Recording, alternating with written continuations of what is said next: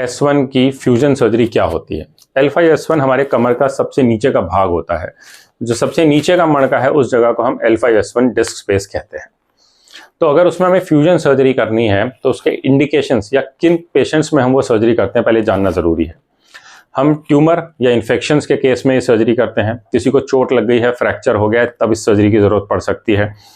या फिर अगर किसी को स्पाइन में इंस्टेबिलिटी है, इसका मतलब कि अगर मणका सरक रहा है आगे नीचे वाले मणके पे, तब भी हो सकता है इस सर्जरी की ज़रूरत पड़े। इसके सिवा चौथा इंडिकेशन जो कि रेयर रहता है वो है रिवीजन स्लिप डिस्क सर्जरी में।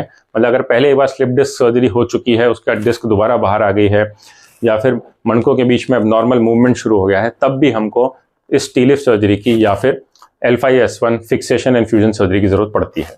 अब ये करने के तरीके क्या हैं? नॉर्मली हम दो तरीकों से करते हैं, माइक्रोस्कोपिक तरीके से और एंडोस्कोपिक तरीके से। माइक्रोस्कोपिक तरीके से जब हम करते हैं तो कमर के बीच में चीरा आता है, उस छोटे से चीरे से ही हम स्क्रू और रॉड भी डाल देते हैं और नसों को खोलते हुए, नसों को बचाते हुए बची हुई सारी डिस्क निकाल के वहाँ पे एक स्पेसर डाल देते हैं। आजकल या तो हम माइक्रोस्कोपिक सर्जरी करते हैं या एंडोस्कोपिक। जो ओपन टी-लिफ था आजकल हम नहीं करते हैं, या ओपन सर्जरी स्पाइन की L5S1 फ्यूजन के लिए भी आजकल हम नहीं करते हैं।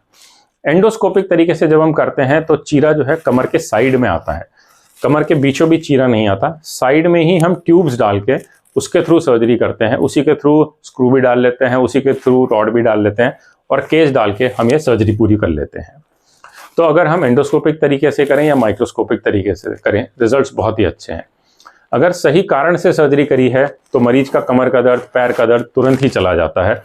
हम मरीज को अगले दिन से चला भी देते हैं और दूसरे या तीसरे दिन ही मरीज की छुट्टी भी कर देते हैं। Thank you.